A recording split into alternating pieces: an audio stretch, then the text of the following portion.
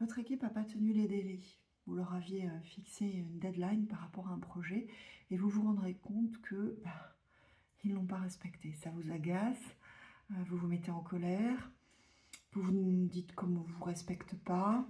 Résultat, vous adoptez un micromanagement ou une communication plutôt cassante. Vous avez connu? Moi oui, je vous l'avoue. Mais il y a des solutions. J'ai envie de vous en proposer une aujourd'hui, de travailler sur un modèle que l'on appelle le modèle ABC du psychologue Ellis.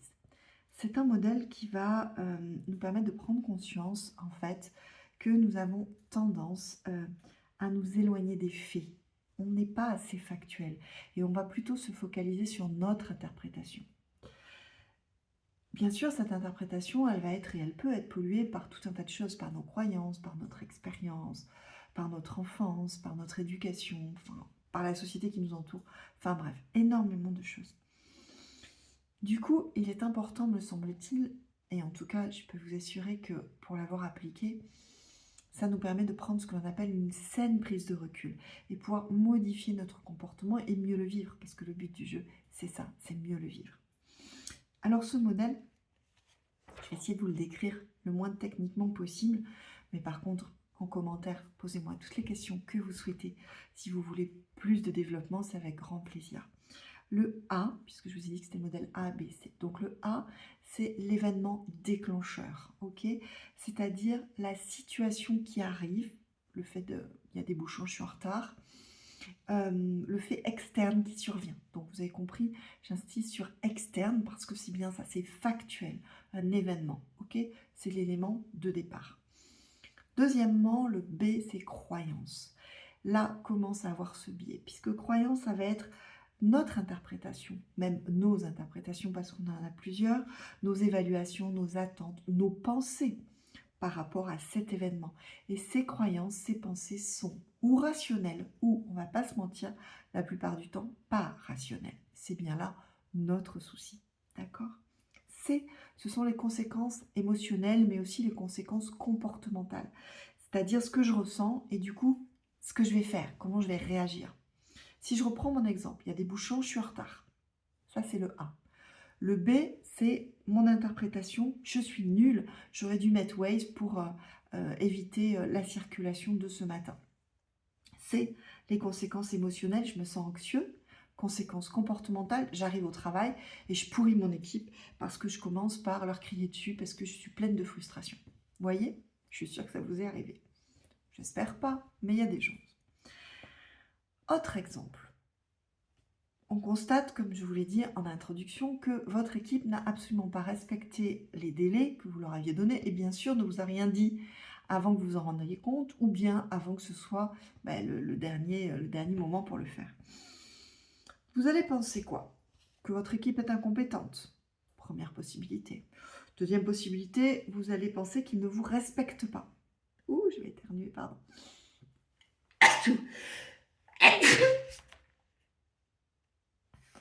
Est-ce que je coupe ça? Je ne sais pas, je serai en classe, je ne le ferai pas. Alors je ne vais pas le faire, soyons naturels.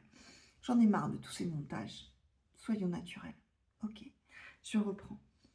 Donc, je pense mon équipe est incompétente ou bien mon équipe ne me respecte pas.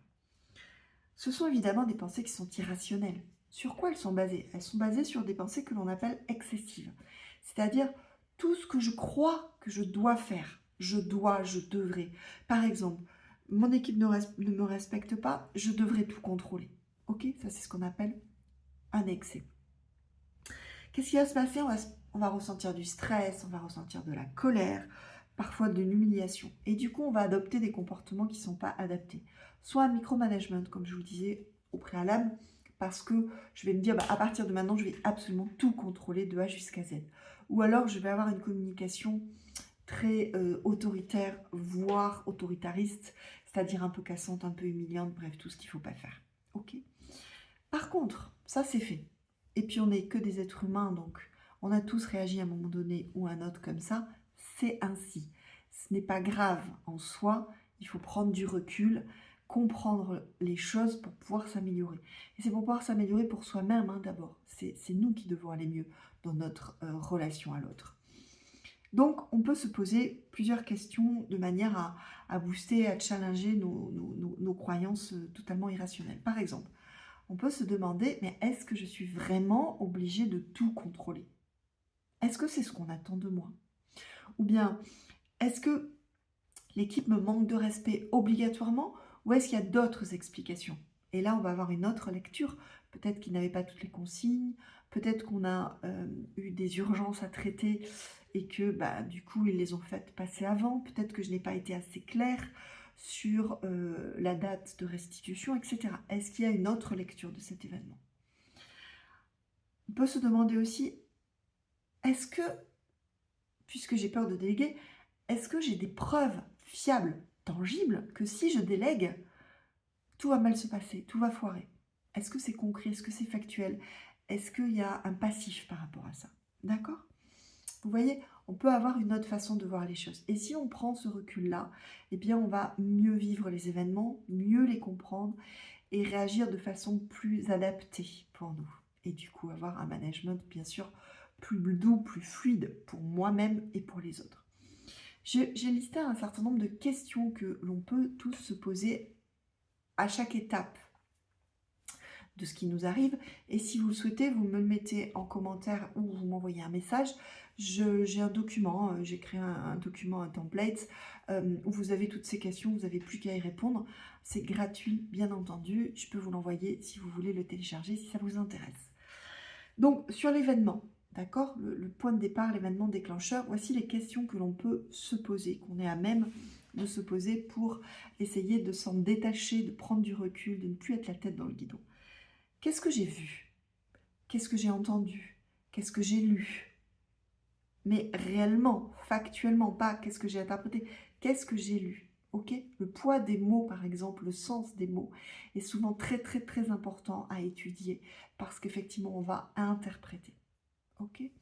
Deuxième question, qui était impliqué? Est-ce que c'est tout le monde? Est-ce que c'est toute l'équipe, si je reprends mon exemple? Ou est-ce que c'est une personne? Ça fait une sacrée différence. Quel est le fait concret? Mon équipe est en retard. D'accord.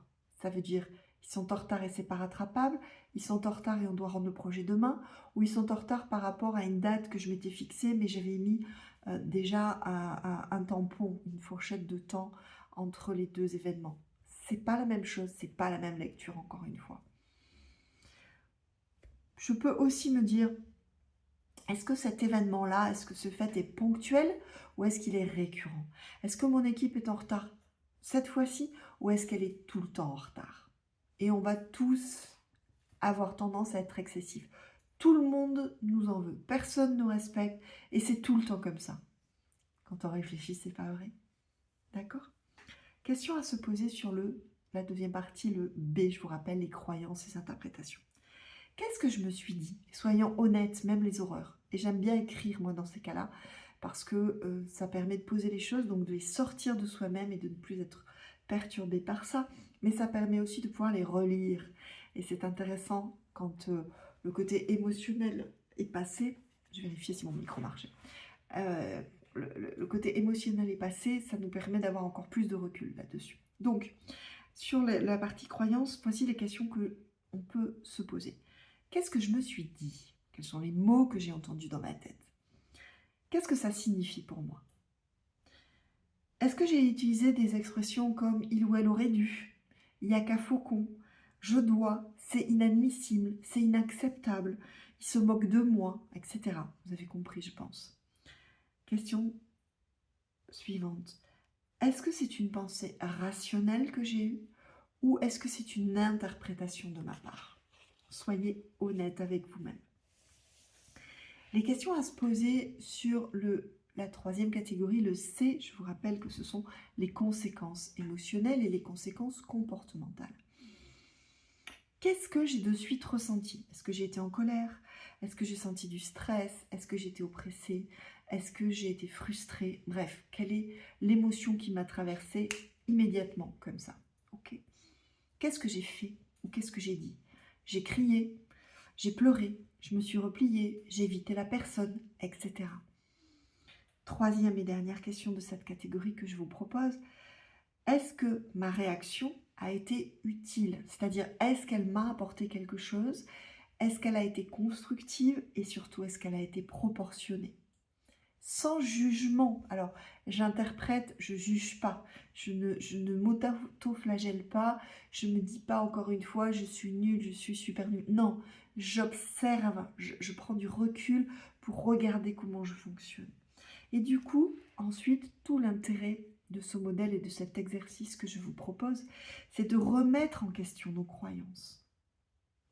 En se disant par exemple, est-ce que mes pensées sont vraiment justes? Est-ce qu'effectivement l'équipe se moque de moi?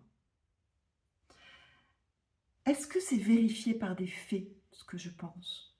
Ou est-ce que ce n'est que mon interprétation?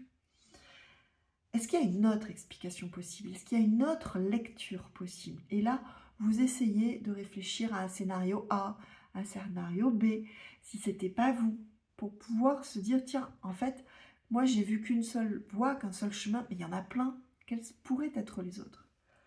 Qu'est-ce que je dirais si c'était pas moi? Qu'est-ce que je dirais à un collègue? Qu'est-ce que je dirais à un ami s'il vivait la même chose que j'ai vécu? Et est-ce que je suis en train de dramatiser, de généraliser ou de faire une supposition? Et bien sûr, c'est pareil, c'est pas un claquement de doigts, écrivez-le, laissez reposer. Vous savez, j'aime beaucoup l'image du verre avec de la bouillasse. Vous tournez, c'est tout noir, vous tournez, c'est tout noir. Vous laissez reposer et au fur et à mesure du temps, vous voyez la bouillasse, la poussière qui va redescendre et au-dessus, vous allez avoir quelque chose de clair et de limpide. C'est exactement la même chose. Et je vais essayer de changer. C'est le but du jeu, d'apporter de nouvelles choses, des nouvelles actions. Donc, quelle pensée plus rationnelle je pourrais adopter? Qu'est-ce que je pourrais me dire? Quels mots je pourrais utiliser? Quelle autre lecture de la situation je pourrais avoir? Qu'est-ce que je pourrais me dire à la place? Ils ne me respectent pas. Est-ce que à la place, je pourrais pas me dire ils n'ont pas vu l'importance des choses? C'est pas la même chose. Ils n'ont pas eu conscience de l'enjeu. C'est pas la même chose. D'accord? Et comment améliorer la situation plutôt que l'empirer?